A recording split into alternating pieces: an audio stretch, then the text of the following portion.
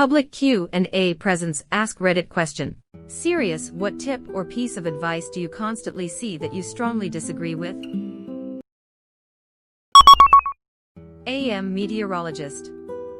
Do not get under a highway overpass to hide from a tornado. It is possibly the worst place you could be. The wind gets forced into a narrow channel because of the bridge, and it increases the wind speed, and likely ends up burying you in debris, not to be seen for 3 weeks when they dig your body out.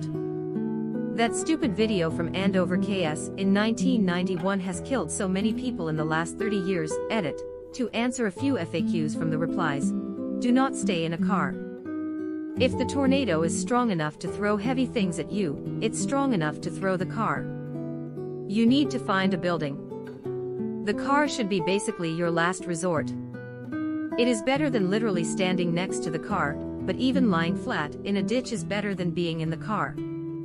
Only in extreme cases would I ever advise trying to escape, as in leaving your home to get in a car and get away. The path of a tornado is relatively narrow and quite erratic at times. By the time you're sure it's going to hit your house, you have literally seconds left to react. If you leave sooner, there's just as good of a chance that you would have been fine at home. Here's the Andover video. The part I'm talking about starts at 1:30. Whoa! This is the only answer so far that is something practical, that I've heard 1,000 times that could actually cost you your life. So what are you supposed to do? Indoors, as many walls between you and the outside as possible. Doesn't matter which side or corner of the house. Ideally you want to be in the middle. Lots of walls. That's the key thing. If you have a basement, go in there. If you don't, an interior bathroom is usually the best bet. Cover yourself with a mattress and take shoes. You might have to get out and walk through splintered wood and metal. Outdoors, get indoors. Outdoors, but you can't get indoors, get low and get flat. Physics dictates that the wind at the ground is 0, so you're going to want to get close to that. A ditch is good, but you must be aware of flooding, since that is what ditches are for. We just had a tornado pass through our block in April. I was completely awestruck by the awesome destruction it wreaked on our neighborhood.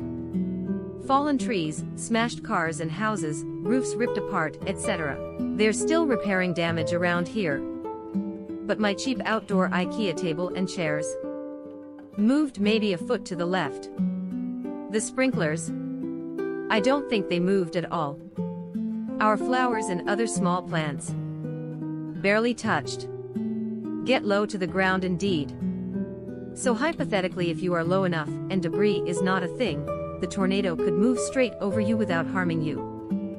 I'm no meteorologist, but I grew up in the Midwest, and we were always told to pull over, get out of your car, and get in a ditch because ideally the tornado would pass right over top of you. Luckily, I've never had to find out firsthand if that's the safest option. Possibly. From the Midwest. The ditch thing is mostly to protect from the wind surrounding the funnel. Stuff can get picked up and tossed around even when it's not by the funnel itself. IIRC, wind in the most powerful tornadoes can go 300 miles per hour, so there's a lot of straight winds that come off them and can do some damage. Ditches protect you from some wind and debris. Definitely not a good place, but it's better than many other places, such as under an overpass.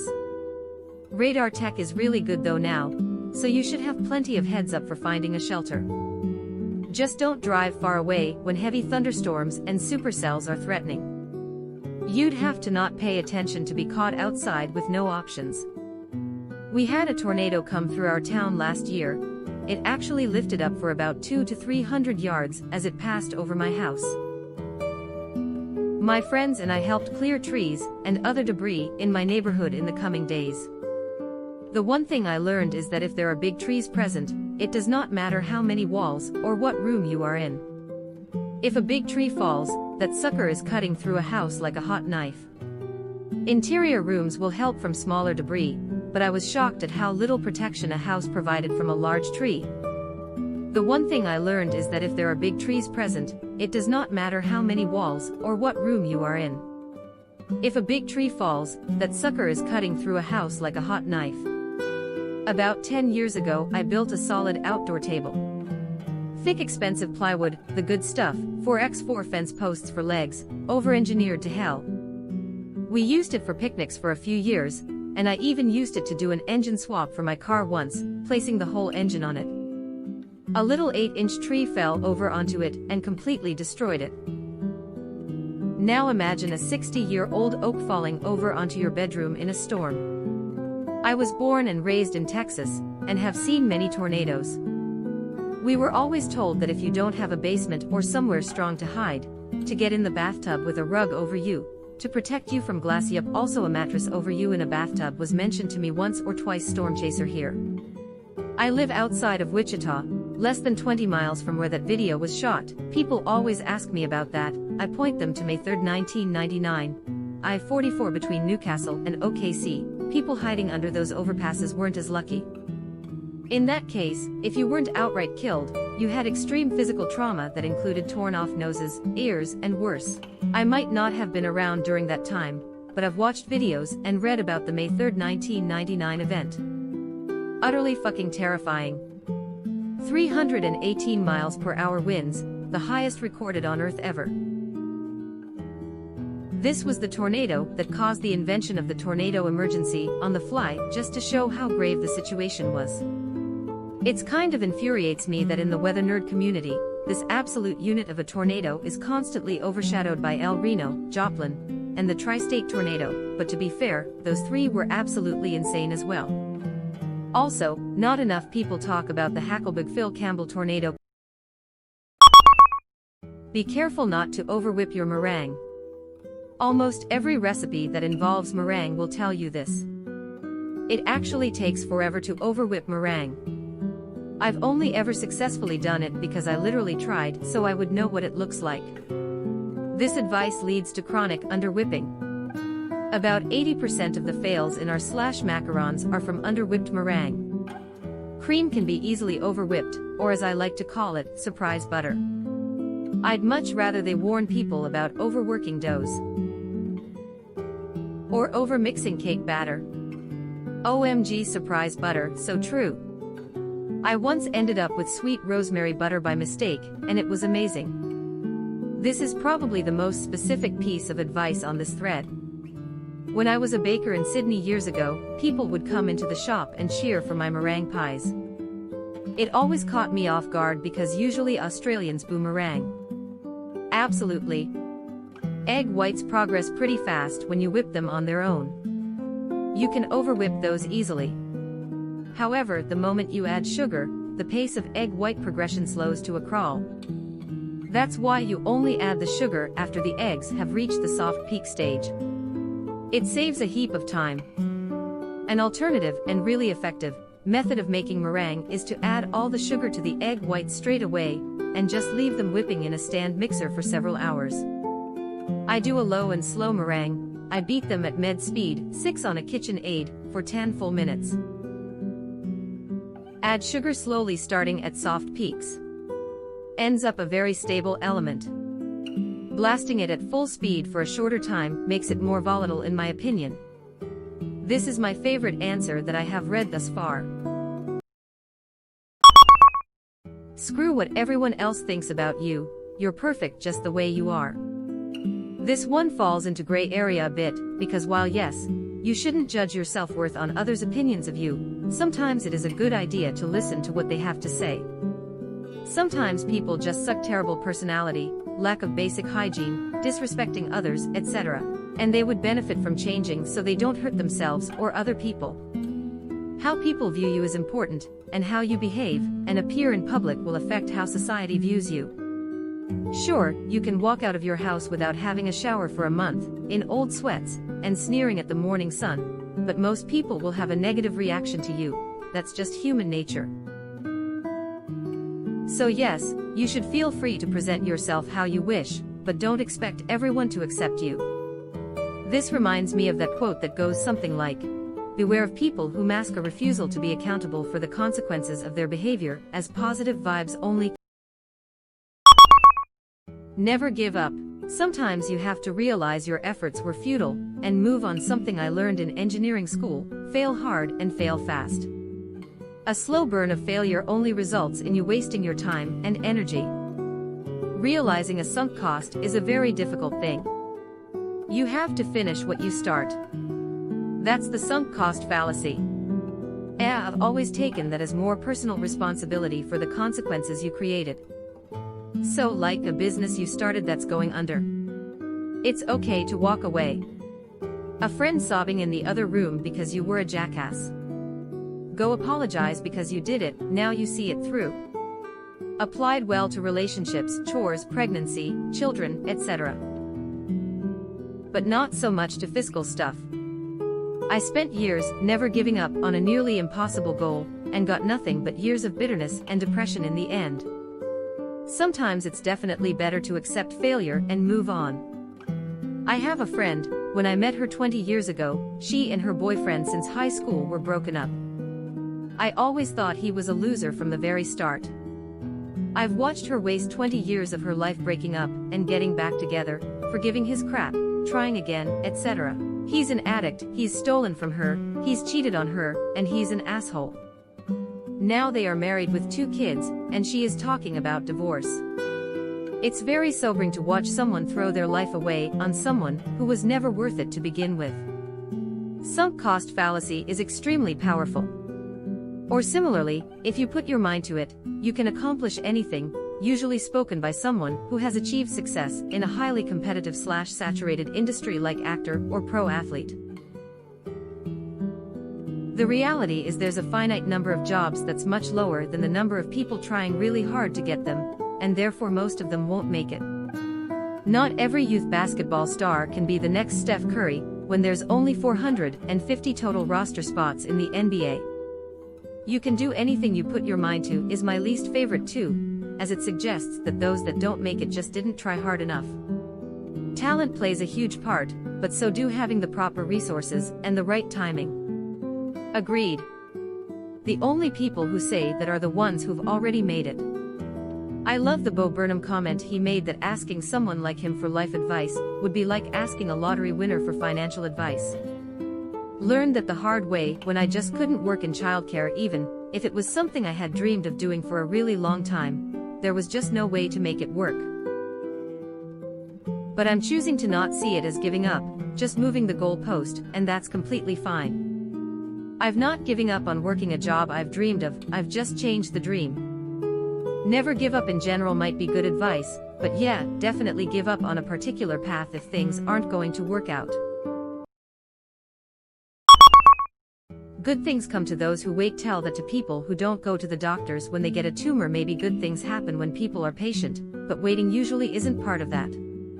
For example, you can't just wait for a promotion. You have to be working towards it and patient for an opportunity to come up. Sometimes that means keeping an eye out for outside opportunities. The point is you usually can't just wait for it. I remember a fable where the moral was effectively, there is such a thing as too long. I don't remember the name of the story, but remember something about a bear waiting to eat an apple because it looked better each day until one day it rotted. Health advice on Facebook. God help us. Oh hon, your child is complaining that his face is swollen to twice its normal size, and he can barely breathe, and you want to take him to a doctor to get pumped full of chemicals. No, what you need to do is buy my essential oils kit. I guarantee * your precious little angel will stop complaining forever. Okay, but have you tried squirting a bit of breast milk on it? All the BS quotes about, don't let others dull your sparkle. Other people don't understand what you're trying to achieve.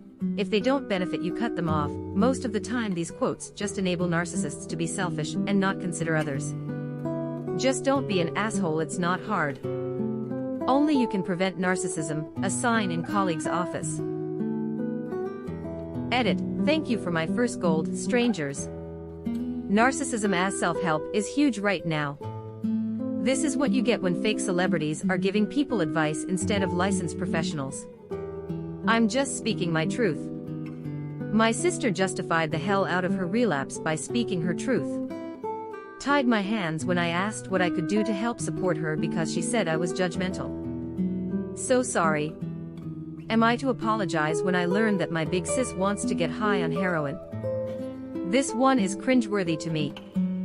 ETA, yes, I do know I can't make her decisions for her, but heroin. I wonder if there's articles out there about how narcissism as self-help is a thing.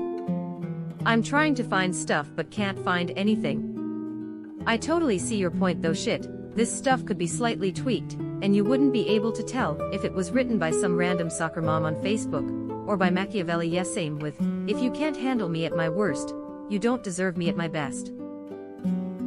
What I deserve in a relationship is not based on my ability to handle, and so I don't want a partner who needs to be handled. When someone is upset or feeling down and people say, there are bigger problems in the world, really isn't helpful at all. If a person is already feeling down, what good is thinking about more larger scale problems going to do for them? It just makes me feel bad for feeling bad. Then I feel bad for feeling bad that I feel bad, which locks me in a feedback loop of misery. I think one of the unfortunate side effects of how interconnected the world is now is that our brains were never intended to handle all the knowledge and awareness of the suffering in the world. I'm not saying ignorance is bliss necessarily, but this sudden explosion of information can have a pretty powerful impact. Human suffering is relative. Yes, your first world problems aren't as important as the suffering in an impoverished country, but that doesn't make your problems any less important. I feel like this applies to our modern understanding of how trauma impacts the brain as well. You often hear people unintentionally trying to one-up others or discredit their pain. Someone struggling with childhood trauma of being yelled at too much is deserving of help just as much as someone who was witness or victim to a violent crime. I always think of this in relation to teenagers, or really, when I was a teen. At that age you're going through shit the first time, and man, it affects you. Your first breakup / failure / whatever hurts so much more, and it is doubled when people tell you it's not a big deal, and people have it so much worse. Our high school chorus director had a large group but no tenors. So he constantly advised bass baritones, keep trying to sing higher, and eventually you'll be able to sing tenor. Since then, I've known other choir directors who've coerced baritones into attempting high tenor parts, despite the strain on their vocal cords, just to cover the part in performance. The end result was a chorus with baritones that had chronic sore throats, and who were discouraged trying to do something unnatural for them just to please the director. On the other hand, I remember that in my high school, kids didn't want to be tenors even though that was their actual vocal range. Cool kids were baritones, or whatever BS. I guess I shouldn't complain about pulling some of us altos to sing tenor instead, which was totally fun when I got to college and accidentally sang the wrong part when we did Carol of the Bells. Altos are great and very underappreciated. Blanket advice: any advice that assumes it will fit everybody equally is advice to avoid in most cases. On the other hand, the best advice I have ever been given is to not listen to anybody for advice, as it is tarnished by their own experiences. It is highly ironic that this is blanket advice about blanket advice. What doesn't kill you makes you stronger. Not true. Sometimes it makes you weaker too. My sister had brain cancer, and she is definitely not stronger. Fuck that quote, brain cancer can eat a buffet of dicks. It's nearly killed my mother twice. That you need to clean your plate. If you are full, stop eating. Otherwise, I think you forget the difference between being full and being stuffed. It slowly gets rid of your ability to tell when you're satisfied, leading to overeating. Still struggling to learn when I should stop eating here, and not just clean my plate. Only thing I can really say my parents messed up on. Chew your food, don't inhale. There's a moment when you sigh before taking another bite, and that's usually the cue asterisk, maybe because the stomach organ expanded just enough to put unnoticeable pressure on the lungs, thereby requiring more frequent air intake. Ig. It's when you're supposedly satiated but you feel like you could probably keep going. If it's delicious and worth the risk, take one more bite but then save the rest. But what about all of the children starving in Africa? Ugh, this exactly. I've always hated this excuse. Like, I can't send this already cooked food to them. If I could, I'd love to. And depending on meal, if you realize before starting you likely aren't going to finish it, you can keep it for leftovers. That's the main reason for me not overeating most of the time. This looks so fucking good, I want it cold for lunch tomorrow too. So we'll undereat, and save half for another meal. Yes, please make small children feel they have to stuff their gullets with food that won't do a thing for the children in Africa. I heard this a lot as a child while going to a Catholic school. Ugh. And it gives you a bad relationship with food. Agreed, I hate feeling stuffed. It gives me cramps and I need to be on the lookout for every toilet, until I eventually need to relieve myself. This is my problem. I still always clean my plate due to my love/lust of food, but now I just fill my plate less. I feel just as satisfied yet eat less. Just play the game, especially in an office setting. There's something to be said for fitting in and getting along. We all have to make concessions for society to work. However, people who perpetuate the idea that your workplace is toxic and political by design, and that the only way to navigate it is to be a sociopath, are part of the problem. And we all know that person who says they're above the drama, but they never do anything to quell it, nor do they ever stand up for anything they believe in for fear of starting shit. Nobody likes conflict. If voicing a reasonable opinion to a reasonable person, or defending yourself against underserved criticism, is starting shit, or not playing the game, then congratulations. You work in a toxic environment. I don't know. Tacit support of horrible situations just irks me. I struggle with this question. Organizations stagnate and fail when too many people start buying into this mindset, especially when they reach leadership positions. Keeping a system working requires attention to detail and troubleshooting. That means periodically calling out problems and correcting mistakes. You should be locking horns with your peers in debate from time to time if things are going well. In overly political organizations, voicing disagreement becomes higher risk, and that kind of healthy debate grinds to a halt. Stupid and short-sighted decision-making takes over, everything turns to shit, and correcting the problem becomes harder the worse it gets. That people only treat you the way to let them treat you. Sometimes an a-hole is an a-hole, and there's nothing you can do about it. Edit. Thanks to everyone for your thoughtful replies. And thanks for the awards, that's a great way to start the day. I can't remember the source for this, but the quote is, people in life are given a sword and a shield. Everybody is running around crossing swords, forgetting they can't get hit if they just pause for a second and hold up their shield. Similarly, one I was told as a teenager by my grandfather. People's words can only hurt you if you value their opinions, and why would you ever value the opinion of someone that doesn't like you? They're clearly not to be trusted. Edit. Just woke up to see this has had such a positive and big response. Thank you. And especially thank you to the randoms that gave me the little award things. Put a really nice start on the day, and I hope anyone that sees this from now on has a good morning too. Your first point, literally how I play every fighting video game. You can't change an a-hole, but you can cut them out of your life. This is true. I've cut many assholes. It also fails to account for power dynamics. Like if my boss was an asshole, I can't just stand up to them unless I want to risk getting fired. I'd add to that quite a bit of self-help advice ignores power dynamics. It seems to be endemic to the genre. Yes. I was a doormat for most of my life.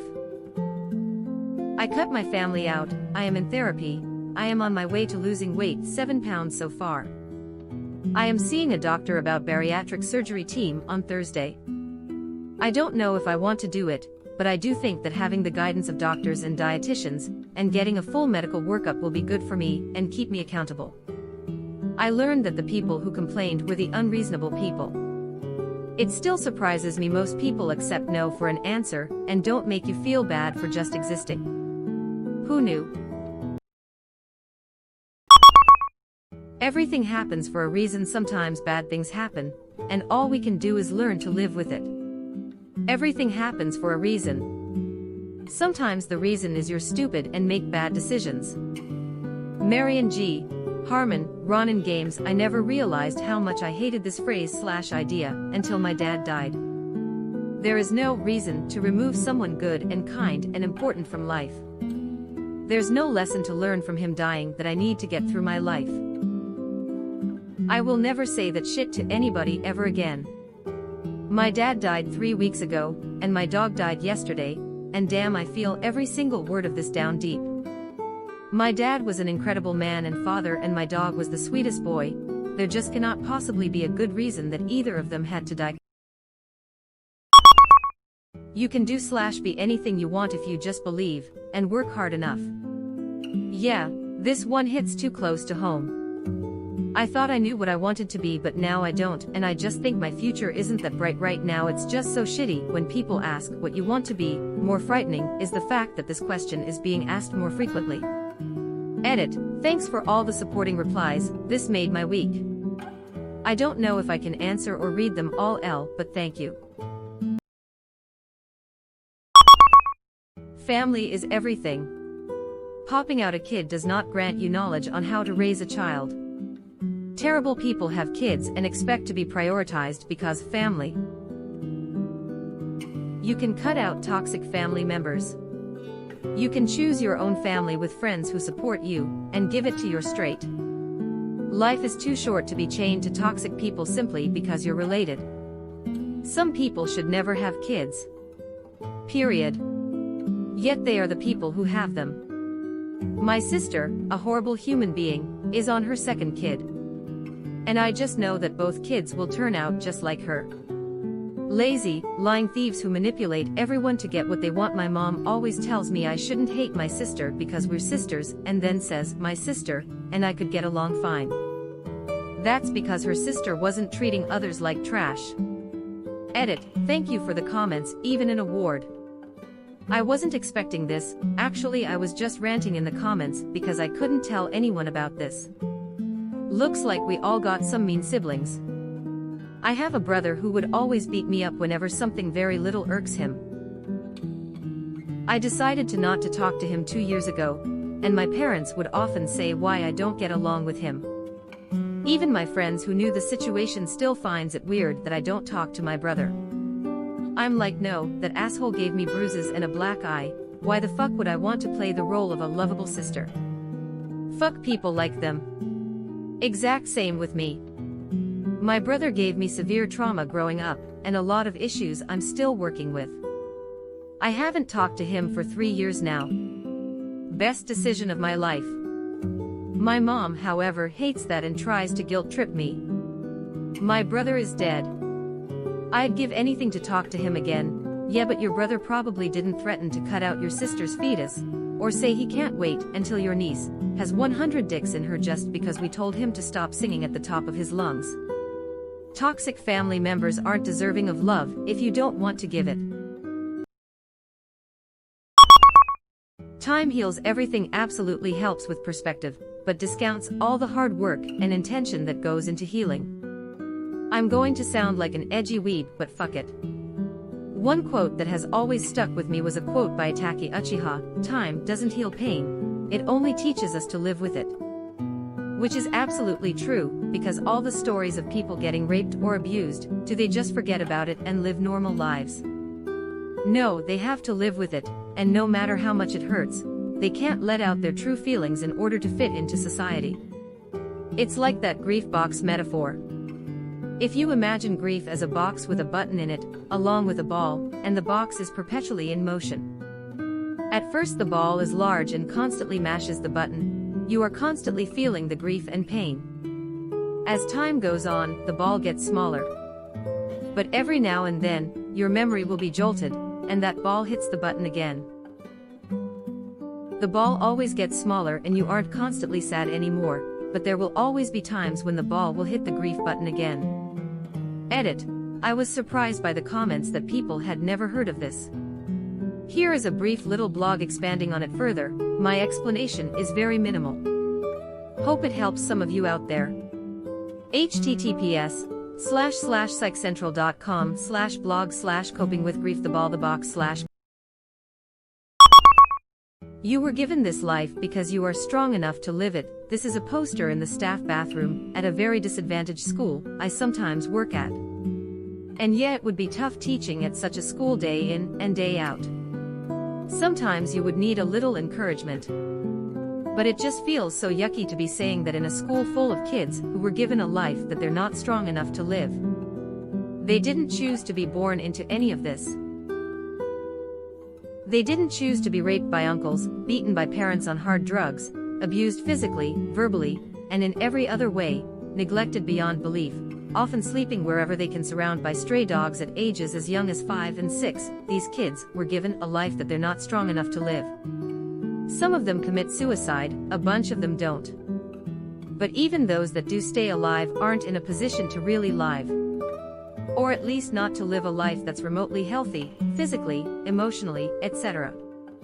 Anyway, I really get angry every time I see that poster.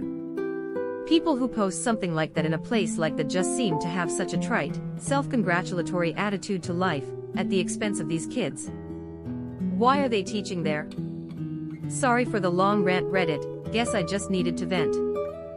That sounds less like you'll make it through, and more like you won't the endurance lottery, and shall be punished for it. It also chastises kids for ever feeling they're not strong enough by themselves, and might need help from others. A very unhealthy message. Sometimes we're not strong enough, and that's fine. I hate when people say stuff like that. Be thankful you're alive, you're lucky to be here. No, I'm not, since it's painful to live every day, and if I ever killed myself people would say I'm selfish, but I'm only living, suffering, so others are happy. People who suffer every day are the most selfless people. Telling them to be happy with their life is so ignorant. I'd have killed myself a year ago, if it weren't for a handful of people that I don't want to hurt. People that tell suicidal people they're selfish deserve a fucking slap. It gets me so angry. You literally cannot understand the silent agony most people with severe suicidal tendencies goes through. When someone trusts you enough to open up about their problems and compulsions, and you hit them with "you're selfish," it fucking devastates them. People don't understand how excruciatingly painful it is to be suicidal. You're in extreme pain all the time. Like, of course, if you're in pain 24/7, you might want to kill yourself because the pain is so overwhelming and hard to handle. People are still stupid about mental illness. There's still a lot of people that think depression feels the way they feel after a breakup, or that anxiety feels the way they feel when they have a deadline coming up. They have no idea what it's really like to be ill, so in their dumb minds, they go, well, I feel sad/scared/angry/whatever sometimes too, but I wouldn't kill myself, so this person must be weak or selfish. Idiots. Please steal that fucking poster and destroy it. Those kids don't need to have their noses rubbed in the lives they're living. That is utter bullshit. Live every day like it's your last. Begrudgingly doing something because you think you'll miss out is pretty toxic and desperate behavior, not to mention selfish in certain situations as well as impulsive. I prefer live every day like it's your first, meaning free of prejudices or judgment. You're an open book who is curious about your surroundings, and also has no preconceived notions about the new things you'll encounter. If today truly were my last day, I'd be ditching work to go free solo some dangerous rock climbs. If I lived every day like it was my last, well, soon it would be. They're bullying you because they're jealous of you. Bullshit. Kids bully each other because they are evil. Worse one, he treats you bad cause he likes you. Oh boy, edit, first award. Woohoo. Thank you, kind stranger. I had a pediatrician tell my 7-year-old daughter that. We have a new pediatrician. I'm super curious about the story behind this. Like, what context was there for a pediatrician to say that to a kid? Hey little Gemma, where'd that bruise on your arm come from? Jeremy at school hit me with a baseball bat. That's because he likes you. You should ask him out. Got to teach girls early on that abuse equals love. Straight face definitely the worst piece of advice cause if you tell someone that, regardless of if the boy likes them or not. It puts in their mind that abuse is normal in a relationship. Teach your kid to start replying in an excited/hopeful voice. If he starts hitting me, does that mean we can get married?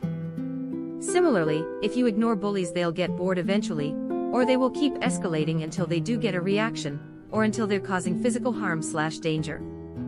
It's just an excuse for adults to not have to do anything.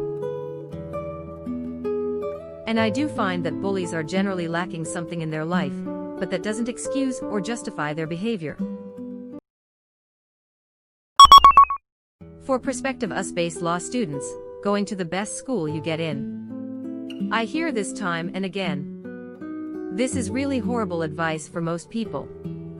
Firstly, most people shouldn't be going to law school, period.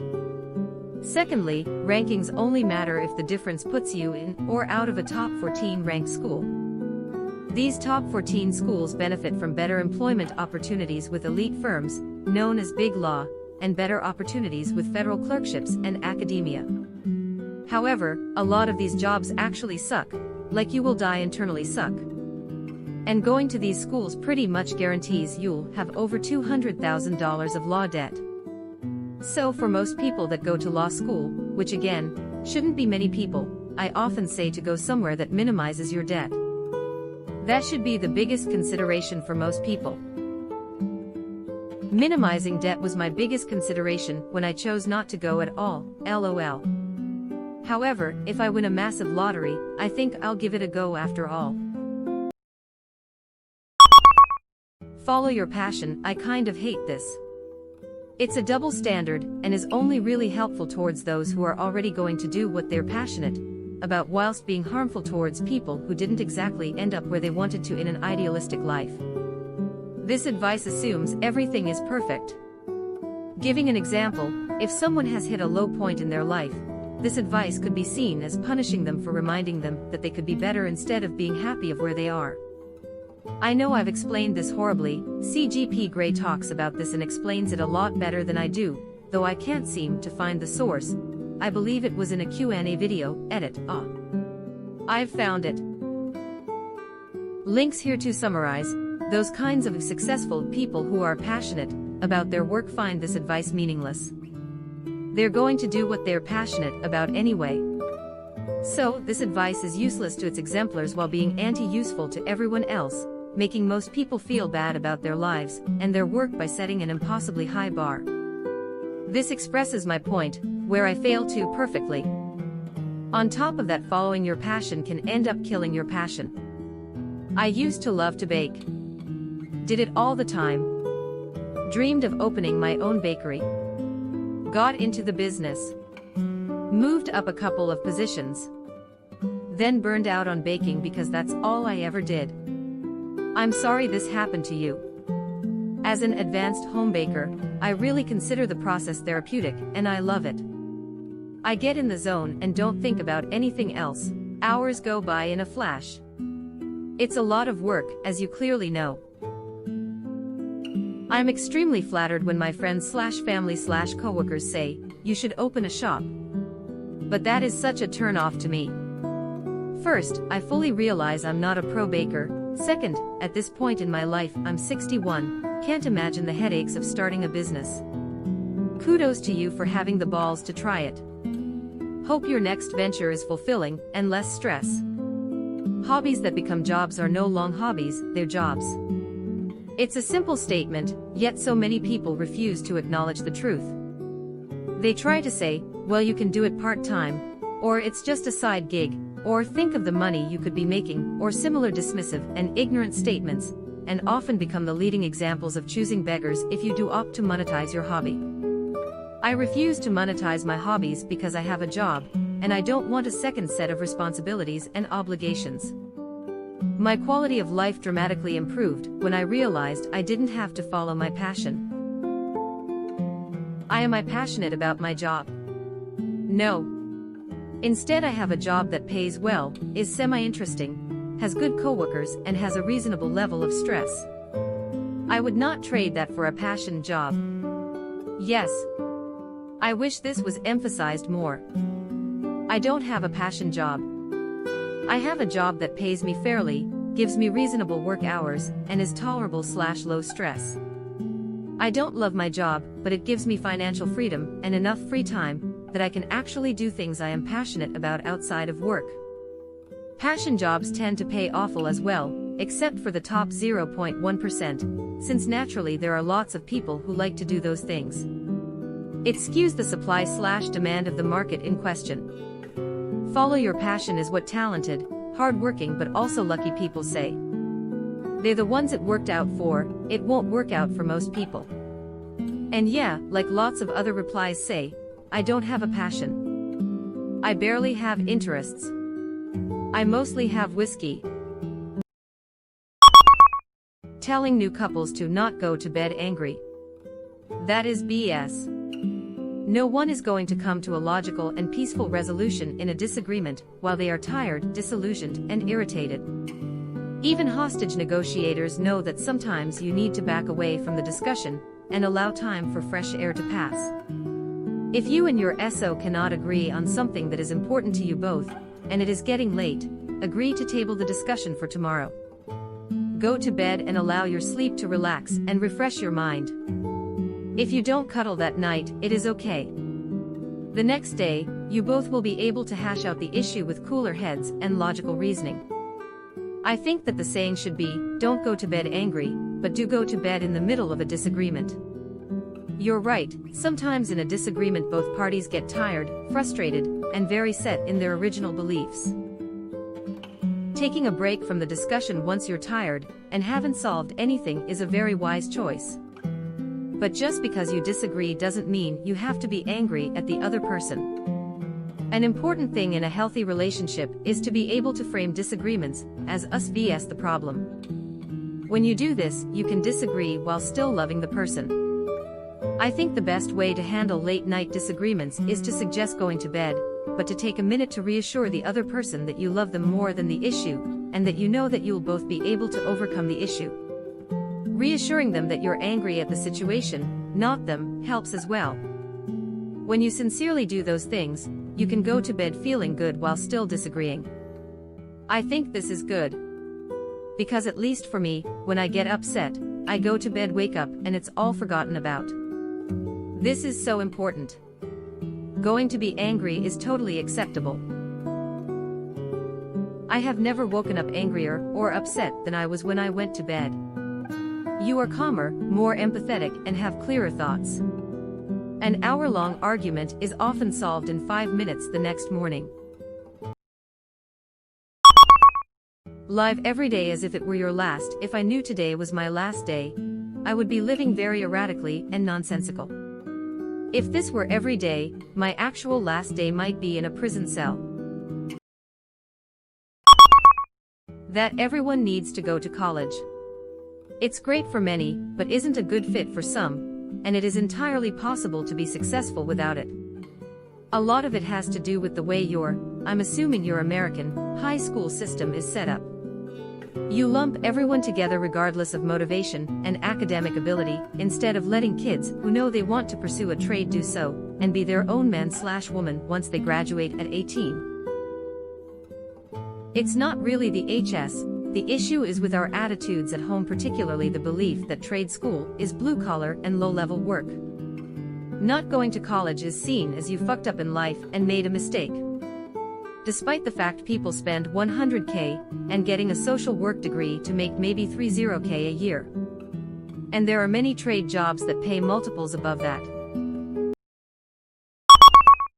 I find the idea that every bad event holds a silver lining to be one that should definitely be used with moderation. Especially on issues that are more widespread. Instead of "there's always a silver lining," it should really be "look for a silver lining." You should do your mind a favor and try to find the good in the bad, but it might not be there. Do what you love and you'll never work a day in your life. The only people who don't work are people who already have money. They can afford to do what they love. Meanwhile, the majority of us are stuck in this weird limbo, where we had a passion/developing skill early in life, were told to study it academically and subsequently lost our taste for it, and are either working out of our field of study, or in it, and both instances we're miserably cobbling together a living, and have had our passions either eliminated or severely reduced. I'm not opposed to the idea that people are driven from day one to pursue a certain field, and are able to both put in the work and maintain their passion for it. But I don't like it when parents encourage their kids to adapt this mindset from day one. Instead, I would focus on exposing them to a variety of activities and experiences, and have them prioritize which ones they can tolerate, and do well career-wise and realistically to support the constructive activities that give them joy and stimulate their minds. Do what you love and you'll never work a day in your life. It's true, because that field probably isn't hiring. Don't worry, things will get better, haha. Tell that to the people who cried for help only for help not come/work for them. Some things do get better, but not everything. Man Up gets a special shout out. Most of them in this thread there is at least some use for then. Man up just means you're the wrong gender to be allowed feelings. Shut up, which is literally always bad. There's always a light at the end of the tunnel. What if that light is a train? It's still a light. I think that's from a Metallica song. The deluge of advice everywhere on motivation and passion. The idea that motivation is a prerequisite to accomplish any task/goal, and that one must constantly be chasing this mental state of aha. I'm finally motivated, let's get some work done. I don't find that to be a very useful axiom to base such popular advice. I find that sentiment to be damaging actually when it comes to mental health and productivity in general.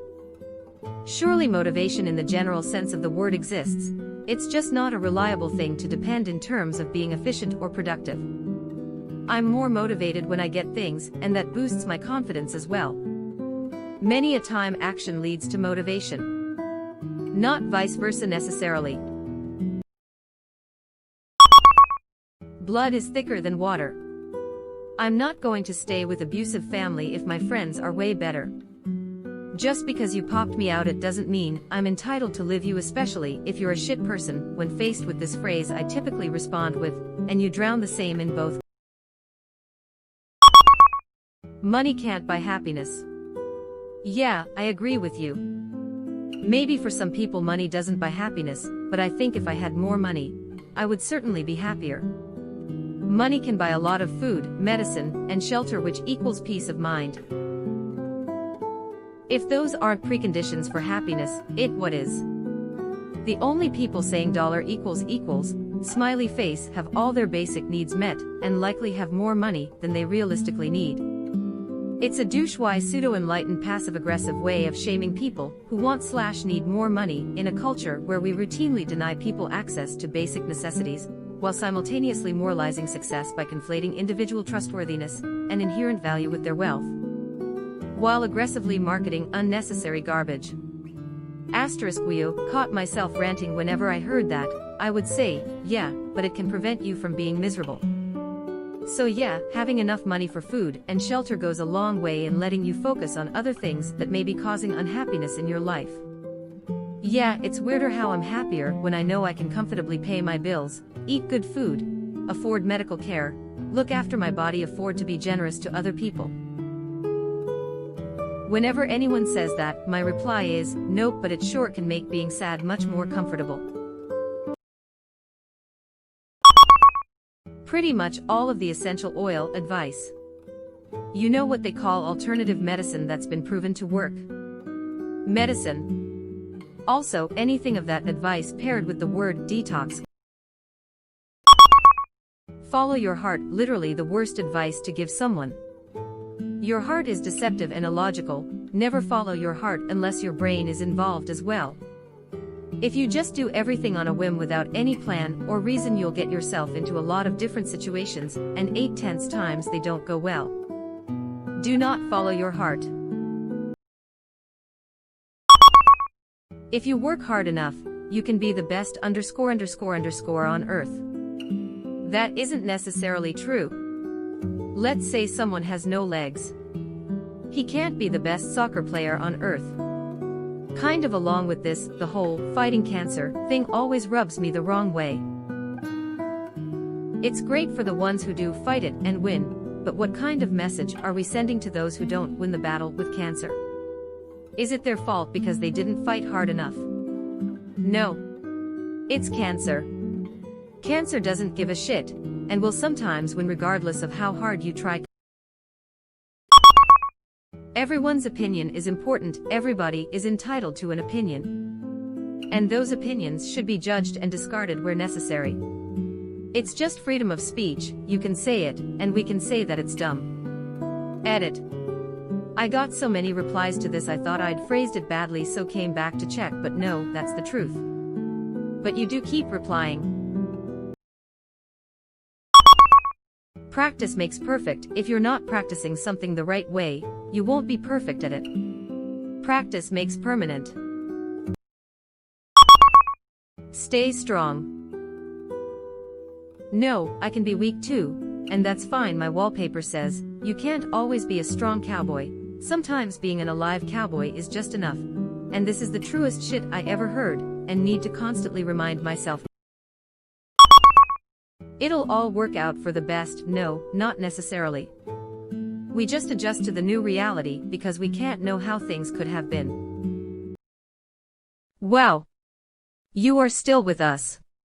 Thanks for being such a nice person. As long as you are here, why not like this video and subscribe to our channel? Also, you can press the bell icon so you won't miss any future uploads.